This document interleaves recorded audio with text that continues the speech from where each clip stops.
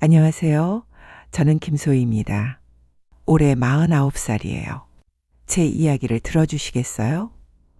조금 길고 조금 슬픈 이야기입니다. 하지만 끝까지 들어주신다면 당신도 무언가를 느끼실 거예요.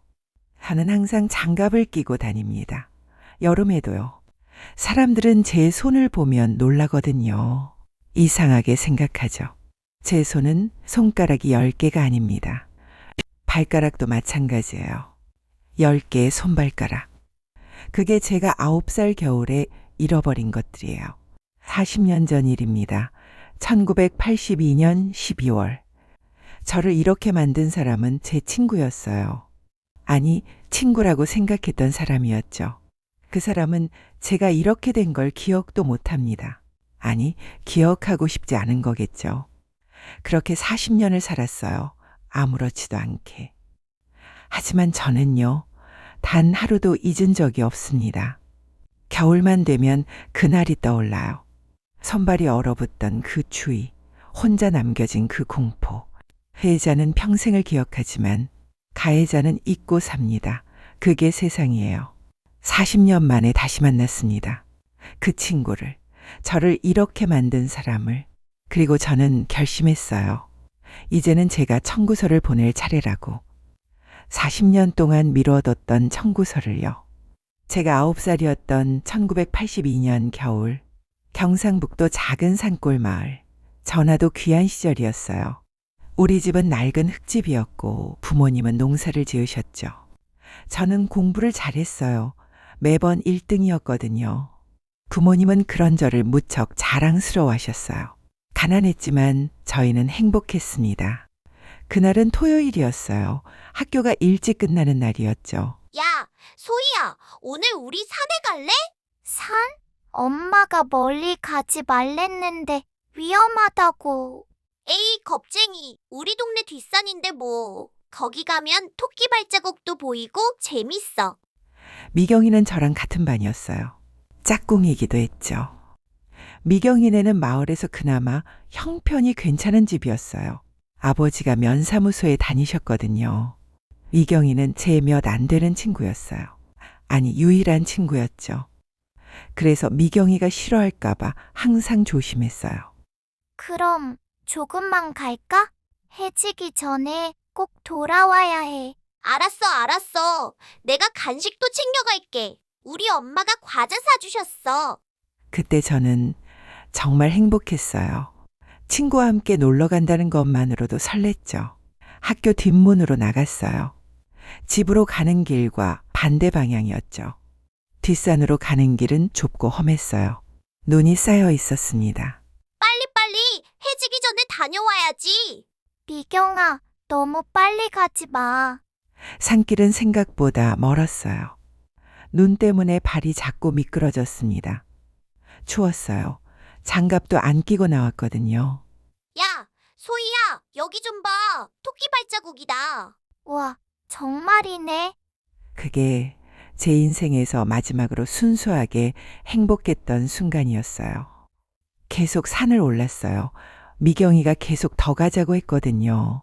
미경아, 이제 돌아가자. 더 있으면 내려가기 전에 해가 질 거야. 조금만 더. 저기 바위 있잖아. 거기까지만 가보자. 저는 거절하지 못했어요. 미경이가 섭섭해할까봐. 미경이를 잃고 싶지 않았거든요. 그렇게 우리는 더 깊은 산 속으로 들어갔습니다. 그때는 몰랐죠. 그게 제 인생을 완전히 바꿀 선택이라는 것을.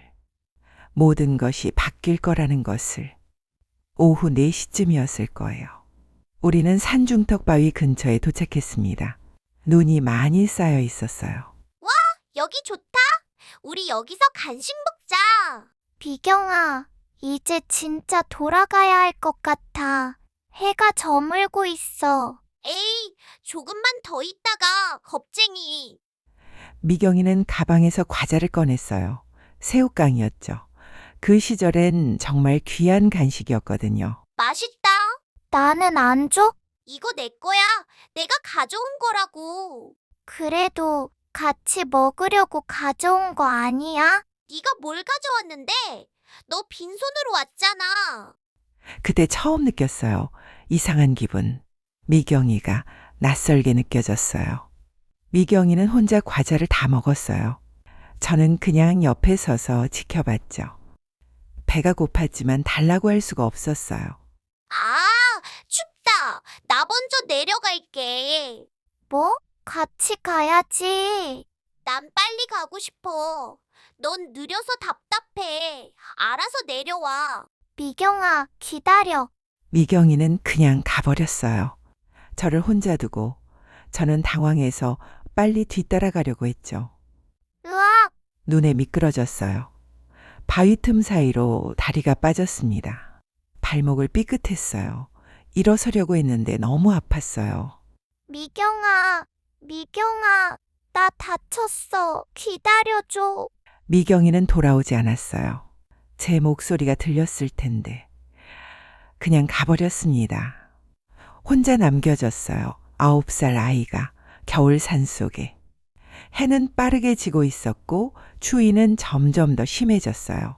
엄마, 아빠, 1시간이 지났어요. 해가 지고 하늘이 어두워졌습니다. 추웠어요. 너무 추웠어요. 손이 감각이 없어졌어요. 발도 느껴지지 않았죠. 저는 울었어요. 소리내어 울었습니다. 누군가 나를 찾아줄 거라고 믿었어요.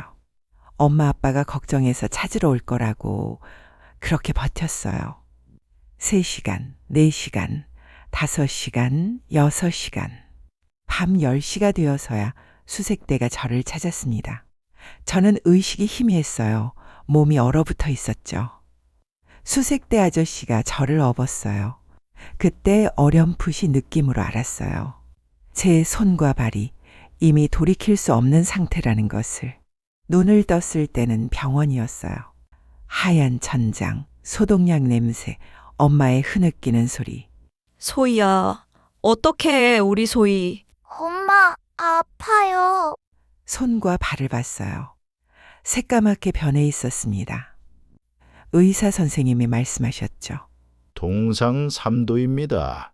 이대로 두면 썩어 들어가기 때문에 절단해야 합니다. 꼭 그래야 합니까? 더 늦으면 손과 발 전체를 잃을 수도 있습니다. 지금이라도 빨리 수술해야 합니다. 저는 그때 무슨 말인지 잘 이해하지 못했어요. 절단? 그게 뭔지 몰랐죠. 그냥 아팠어요. 너무 아팠습니다. 수술실에 들어갔어요. 하얀 불빛, 마취 주사. 그리고 깜깜해졌습니다. 깨어났을 때는 이틀 후였어요. 손과 발에 붕대가 감겨 있었습니다. 많이 짧아진 느낌이었어요. 소희야, 괜찮아. 엄마가 있어. 다 괜찮아질 거야. 엄마는 매일 울었어요. 아빠는 말이 없었죠. 저는 그저 천장만 바라봤습니다. 붕대를 풀었을 때 봤어요. 제 손. 양손에서 각각 3개씩 총 6개의 손가락이 사라졌어요. 엄지와 검지만 남았죠. 발가락도 마찬가지였어요. 양발에서 2개씩, 4개가 없었습니다. 10개. 제 몸에서 10개가 사라졌어요. 엄마, 내 손가락은 어디 갔어요? 소희야, 그게 그때 병실 문 밖에 누군가 찾아왔어요. 아빠의 목소리가 들렸죠. 미경인의 부모님이었어요. 사과? 이게 사과로 되는 일이요? 내 딸이 이렇게 됐는데! 하지만 미경이는 오지 않았어요.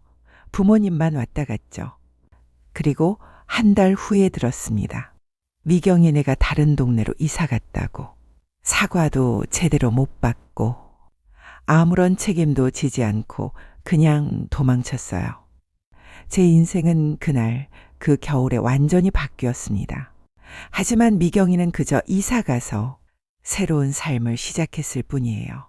아무 일 없었던 것처럼. 병원에서 나온 후 저는 달라져야 했어요. 살아남기 위해서. 학교에 돌아갔을 때 아이들은 저를 쳐다봤어요. 수군거렸죠. 제 손 봤어. 손가락이 없대. 정말? 무서워. 저는 항상 장갑을 끼고 다녔어요. 더운 여름에도요. 사람들의 시선이 싫었거든요. 친구는 사귀지 않았어요. 아니, 사귈 수가 없었죠. 누가 이런 저와 친구하고 싶어 하겠어요? 그래서 결심했습니다. 공부를 해야겠다고. 돈을 벌어야겠다고. 그래야 혼자서도 살 수 있으니까. 김소희, 이번에도 전교 1등이네. 대단해. 중학교, 고등학교 내내 1등이었어요. 장학금을 받았죠. 부모님께 부담드리고 싶지 않았거든요. 소희야, 대학은 어디 가고 싶니? 서울대요. 컴퓨터공학과요. 오, 좋은 목표네. 컴퓨터를 선택한 이유는 간단했어요. 손가락이 적어도 키보드는 칠 수 있었거든요. 엄지와 검지만으로도 충분했어요. 19살 겨울, 서울대학교 컴퓨터공학과에 합격했습니다. 소희야, 우리 딸 정말 대단해. 잘했다. 정말 고생했어, 소희야. 하지만 저는 행복하지 않았어요. 결혼은 일찍 포기했습니다. 누가 이런 저를 좋아해 주겠어요? 20살 때 한 남학생이 고백을 했어요. 소희 씨, 저 소희 씨를 좋아합니다. 죄송하지만 전 연애할 생각 없어요. 이유라도 들을 수 있을까요? 그냥 안 됩니다. 장갑을 벗어서 제 손을 보여줄 수 없었어요. 어차피 거절당할 게 뻔했으니까. 그렇게 저는 혼자 사는 법을 배웠습니다. 아무도 믿지 않는 법, 상처받지 않는 법. 대학을 졸업하고 IT 대기업에 취직했죠. 실력으로 인정받았습니다. 손가락이 몇 개든 코드는 완벽하게 짤 수 있었거든요. 밤낮 없이 일했어요. 주말도 없었죠. 제게는 일밖에 없었으니까. 김대리 이번 프로젝트도 완벽했어. 이번에 승진할 것 같네? 감사합니다. 30의 과장, 35의 임원, 빠른 승진이었죠. 그리고 돈을 모았어요. 한 푼도 낭비하지 않았죠. 공부해서 투자도 했습니다. 부동산, 주식. 운이 따라줘서 돈을 금방 불릴 수 있었죠. 왜 이렇게까지 악착같이 돈을 불렸냐고요? 간단합니다. 이 세상에서 혼자 살아남으려면 돈이 필요했거든요. 아무도 의지할 수 없는 사람에게는요. 돈만이 유일한 무기였으니까. 40살이 되었을 때 저는 이미 충분한 돈을 모았습니다. 수백억대 자산. 그래서 회사를 그만뒀어요. 김 임원님, 정말 은퇴하시는 거예요? 네, 이제 다른 일을 하고 싶어요. 어떤 일이든 잘 하실 거예요. 퇴사를 하고 장학재단을 만들었어요. 가난한 집 아이들을 위한 장학금. 특히 장애가 있는 아이들을 도왔죠. 제가 겪은 그 고통을 다른 아이들은 겪지 않길 바랐거든요. 이사님, 올해 장학생이 10명입니다. 좋네요. 더 늘릴 수 있으면 늘리세요. 네, 알겠습니다, 이사님. 병원에도 기부했어요. 동상 환자 치료비 지원. 이름은 밝히지 않았죠. 그냥 익명으로. 사람들은 몰라요. 검소한 옷차림의 저를 보면 돈이 없는 줄 알죠. 명품 가방도 없고 화려한 차도 없으니까. 하지만 저는 그런 것에 관심이 없었어요. 돈은 과시하라고 있는 게 아니니까요. 필요한 곳에 쓰라고 있는 거죠. 혼자 살았어요. 넓은 아파트에서. 타워 팰리스요. 그래도 집에는 아무도 초대하지 않았습니다. 친구도 없었고 연인도 없었고 가족을 이룰 생각도 없었어요.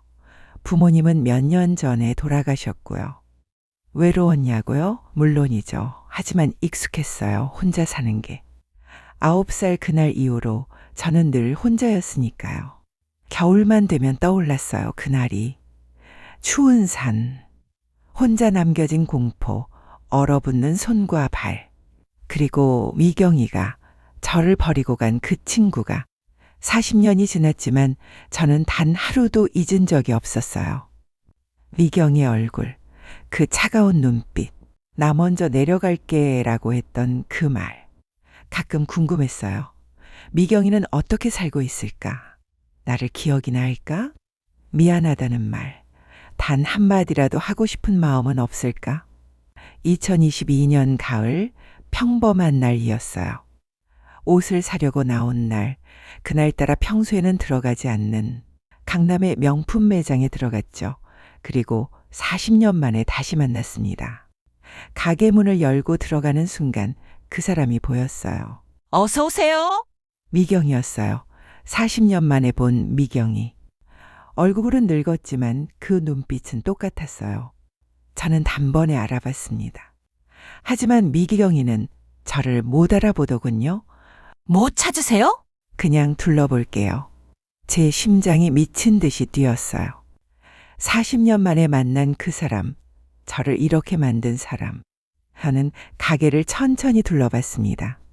다른 손님들을 응대하는 미경이를 관찰하면서요. 어떻게 살아왔는지, 어떤 사람이 되었는지. 이 옷은 명품 브랜드예요. 비싼 거라 할인 안 돼요. 아, 네. 그냥 볼게요. 미경이는 손님을 가려서 대하더군요. 옷 잘 입은 사람에게는 친절하게, 검소한 차림의 사람에게는 무시하듯이. 저는 검소한 옷을 입고 있었어요. 장갑도 끼고요. 편한 신발에 화장기 없는 얼굴. 손님, 여기는 좀 비싼 편인데 다른 가게 가보시는 게 어때요? 괜찮아요. 그냥 볼게요. 에휴, 구경만 하는 사람들은 진짜. 저를 쫓아내려는 거였어요. 돈 없어 보인다고. 그래서 물어봤습니다. 사장님, 여기 오래 하셨어요? 몇 년 됐어요. 왜요? 혹시 경상북도 출신이세요? 어? 어떻게 알았어요? 아, 저 사투리 나와요? 고치려고 했는데. 그런데 우리 아는 사이예요?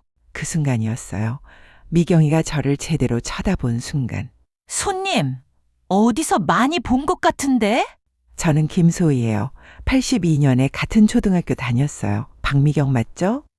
미경이 얼굴이 하얗게 질렸어요. 기억이 나는 듯 했어요. 아니, 기억하고 싶지 않은 듯 했죠. 아, 그게 소희? 김소희? 네, 저예요.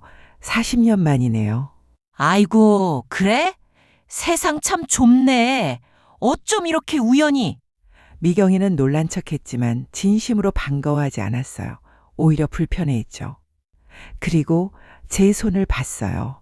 장갑 낀 손을. 기억하는 듯 했어요. 그날을. 하지만 입을 열었을 때 나온 말은 그때 일은 진짜 기억이 잘 안 나. 너무 오래됐잖아. 기억이 안 난다고요? 어렸을 때 일이라 어린애들이 다 그렇게 놀지 뭐. 별일 아니었잖아. 제가 손가락 10개를 잃은 게, 평생 장애인으로 산 게 별일이 아니라고요? 그날 저 혼자 산에 남겨졌었어요. 기억 안 나세요?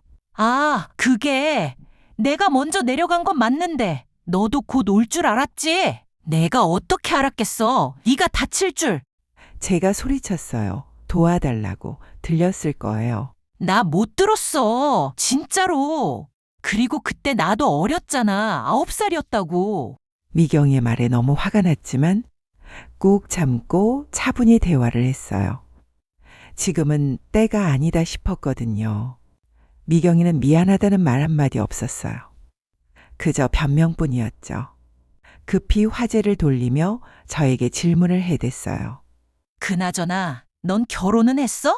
애는 있고? 설마 아직도 혼자야? 에이, 그렇게 살면 어떡해. 나는 대학생 아들도 있는데 남편이 회사 다니는데 이제 곧 퇴직이야. 괜찮은 회사 다녔어. 나도 이렇게 가게 운영하고. 근데 넌 뭐 해? 일은 하고 다녀? 저는 사실대로 말하지 않았어요. 제가 얼마나 부자인지, 얼마나 성공했는지 알려주고 싶지 않았거든요. 그냥 집에 있어요. 아, 백수구나. 장갑은 왜 끼고 다녀? 여름도 아닌데. 아, 손이 그래서? 아직도 그러고 다녀? 그 순간 알았어요. 이 사람은 변하지 않았구나. 40년 전 그날의 그 이기적인 아이 그대로구나. 사과할 생각도 없구나. 미안해할 마음도 없구나. 저는 이만 갈게요. 그래. 잘 가. 또 보자. 가게를 나왔어요. 손이 떨렸습니다. 분노 때문에, 아니, 슬픔 때문에. 40년을 기다렸는데 단 한마디 사과를 듣고 싶었는데 그조차 없었어요. 그래서 결심했습니다. 이제는 제 차례라고. 며칠 후 우연히 미경이의 가게 근처를 지나다 미경이의 가게를 쳐다보며 하는 말들을 들었어요. 저 가게 곧 망한대. 정말? 왜?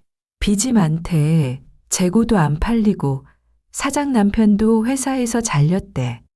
그 말을 듣고 조금 더 알아봤어요. 미경이네 가게는 적자였습니다. 명품 재고를 너무 많이 들여놨거든요. 팔리지도 않는 비싼 옷들, 허영으로 쌓아올린 재고, 빚은 수억 원. 게다가 남편이 회사에서 구조조정으로 잘렸어요. 재취업도 안 되고 있었죠. 여보, 이번 달 임대료를 어떻게 내? 은행에서 더 이상 대출도 안 해준대. 나도 모르겠어. 내가 지금 그럴 여유 있어? 재취업도 안 되는데. 그러면 우리 어떡해? 이러다 망하는 거 아니야? 미경이는 절박했어요. 돈이 필요했죠. 그래서 생각했겠죠. 혹시 그 김소희가 돈이 있을까? 며칠 후 제게 연락이 왔어요. 어떻게 제 전화번호를 알아냈는지 모르겠지만. 여보세요? 소희야? 나 미경이야. 무슨 일이세요? 아, 그냥 오랜만에 연락해봤지. 우리 밥이나 한번 먹을까? 바빠서요. 야, 조금만 시간 내봐. 옛날 얘기도 하고 그러자. 저는 알았어요. 미경이가 뭘 원하는지. 하지만 궁금했어요. 어떻게 나올지. 알겠어요. 만나죠. 소희야, 다시 만나니 반갑다. 잘 지냈어? 네. 저기, 그게 사실 부탁이 있어서 그래. 가게가 지금 좀 어려워. 임대료도 밀렸고. 그래서 혹시 좀 도와줄 수 있을까? 도와달라고요? 아, 많이는 아니야. 그냥 몇 천만 원만. 나중에 꼭 갚을게. 우리 고향 친구잖아. 글쎄요. 저는 급한 약속이 생겨서 이만. 40년 전 저를 버린 사람이, 사과 한마디 없던 사람이 이제 와서 친구라고 하더군요. 약속이 있다는 핑계를 대고 자리를 피한 후 며칠 지나 다시 연락이 와서 다시 한번 만나게 되었을 때 미경이가 제 정보를 알아낸 모양이었어요. 소희야, 너 타워 팰리스 산다며? 그리고 장학재단도 운영한다고? 누가 그러던가요? 대박! 너 진짜 부자였구나. 나 완전 몰랐어. 미경이의 태도가 180도 바뀌었어요. 갑자기 친절해지며 저에게 노골적인 관심을 보였어요. 우리 소희가 이렇게 성공했다니 너무 자랑스러워. 역시 어렸을 때부터 공부 잘하더니. 저기, 사실 내가 지난번에 부탁한 거 있잖아. 돈 좀 빌려달라고. 너 같은 부자한테는 몇 천만 원 아무것도 아니잖아. 나 좀 도와줘. 우리 고향 친구인데. 미경 씨. 응? 거절합니다. 뭐? 왜? 빌려드릴 이유가 없어서요. 무슨 소리야. 우리 친구잖아. 같은 학교 다녔잖아. 친구요? 40년 전 그날 저를 산에 혼자 버리고 간 게 친구인가요? 미경이가 말문이 막혔어요. 그건 내가 어렸잖아. 저도 어렸어요. 똑같이 9살이었어요. 그래도 그건 너무 옛날 일이잖아. 저한테는 어제 일 같은데요. 장갑을 벗었어요. 제 손을 미경이에게 보여줬죠. 봐요. 이게 제 손이에요. 40년 전 그날 미경 씨가 저를 버린 대가예요. 10개의 손발가락, 결혼도 포기했어요. 친구도 사귈 수 없었고 평생 장갑을 끼고 살았어요. 소희야, 미안해. 진짜 미안해. 이제 와서 미안해요. 40년 동안 기회는 많았어요. 그런데 사과 한 번 없었죠. 소희야, 제발 나 좀 도와줘. 정말 절박해. 저도 40년 전에 절박했어요. 산에 혼자 남겨졌을 때, 손발이 얼어붙을 때. 제발. 저는 가방에서 봉투 하나를 꺼냈어요. 이거 받으세요. 이게 뭔데? 청구서예요. 청구서? 40년 전 빚, 제 손가락 10개 값, 제 인생 값, 그동안의 이자까지 합쳐서요. 물론 실제 청구서는 아니었어요. 상징이었죠. 하지만 미경이는 이해했을 거예요. 저는 이만 가볼게요. 우리 앞으로 다시는 만나지 말아요. 우리는 친구가 아니니까요. 참, 한 가지만 더요. 가게 망하셨다는 소식 들었어요. 안타깝네요. 40년 전에 심은 씨앗이 이제야 열매를 맺는 거니? 힘들더라도 혼자서 잘 헤쳐나가 보세요. 내가 그랬던 것처럼. 카페를 나왔습니다. 제가 마지막까지 말하는 동안 미경은 한마디도 못했습니다. 허탈한 모습에 미경이를 돌아보지 않았습니다.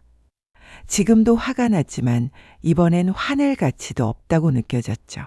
처음 만났을 때처럼 손이 떨리지 않았어요. 마음이 후련했거든요. 40년 만에 해야 할 말을 다 했으니까. 며칠 후 들었어요. 미경이네 가게가 문을 닫았다고, 빚을 못 갚아서 파산했다고, 가족들도 뿔뿔이 흩어졌다고 하더군요. 남편은 지방으로 일자리를 찾아 떠났고 아들은 대학을 휴학했대요. 불쌍한가요? 아니요, 조금도요. 이게 정이라고 생각해요.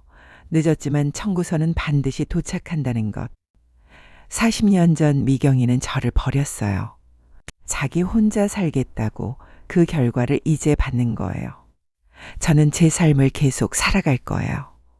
장학 사업도 계속하고 도움이 필요한 사람들을 돕겠죠. 하지만 미경이는요, 절대 도와주지 않을 거예요. 40년 전에 날 도와주지 않았으니까.